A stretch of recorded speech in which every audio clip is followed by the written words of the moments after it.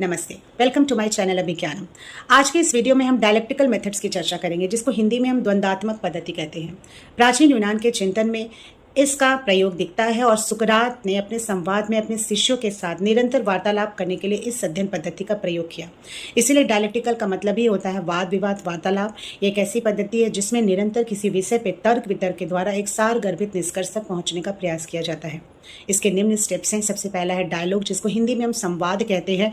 इसमें निरंतर जो सामने वाले पक्ष हैं, यानी कि पात्र हैं, जो शिष्य हैं, उनसे प्रश्न पूछा जाता है, जो कि प्रॉबिंग रूप में हो सकते हैं, क्यों, कैसे, कहाँ, और गहन रूप होता है। दूसरा जो स्टेप्स है वो है थीसिस, जिसको वाद कहते हैं। इसमें जो पात्र है, जो शिष्य हैं, वो अपना मूल कथन रखते हैं। तीसरा पक्ष है एंटीथेसिस, यानी जो भी मूल कथन दिए गए उसके संदर्भ में परस्पर विरोधी तर्क दिए जाते हैं।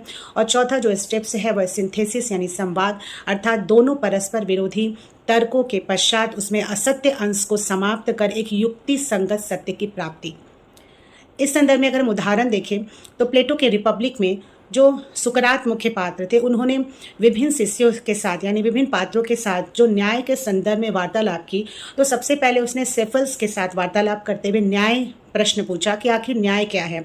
तो उन्होंने उत्तर दिया कि मनुष्य का अपने धर्म, अपने कर्तव्य का पालन करना और मनुष्य और देवताओं के प्रति ऋण को चुकाना न्याय है, जिसे सुकरात ने खंडन किया और कहा कि नहीं, अगर कोई अपराधी व्यक्ति है, मानसिक रूप से पागल व्यक्ति है, उससे अगर हम कोई हथियार लेते हैं और उसे वापस लौटाते हैं तो वो उसका उपयोग सही ढंग से नहीं करेगा, तो यह न्याय नहीं है। पुनः उन्होंने पोलीमार्क्स के इस विचार को कि मित्रों के साथ भलाई और शत्रुओं के साथ बुराई का कार्य न्याय है, तो इसका भी खंडन किया, कहा कि न्याय का कार्य हमेशा हित है।